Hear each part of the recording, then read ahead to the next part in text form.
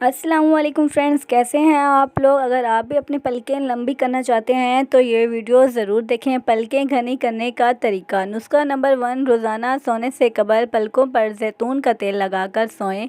चंद दिनों में पलकें घनी हो जाएंगी और आपको मसनूई पलकें लगाने की ज़रूरत नहीं पड़ेगी। नुस्खा नंबर 2, ताज़ा और ठंडे पानी का इस्तेमाल पलकों के लिए नहायत मुफीद है, जो उन्हें सेहतमंद और घना रखने के साथ साथ तरोताज़गी भी बख्शता है। नुस्खा नंबर 3, सेब का सिरका रुई की मदद से दिन में 2 बार पलकों पर लगाएं। पलकें लंबी और घनी हो जाएंगी। नुस्खा नंबर 4, कैस्टर ऑयल का इस्तेमाल भी पलकों की खूबसूरती में इजाफे का बाइस बनता है। इसका तरीका इस्तेमाल ये है कि कैस्टर ऑयल की थोड़ी सी मिकदार अपनी हथेली में लें और उंगलियों की मदद से अपनी पलकों पर लगाएं। ये तरीका ना सिर्फ आपकी पलकों को गिरने से रोकता है बल्कि इन्हें खूबसूरती और रंगाई भी बख्शता है।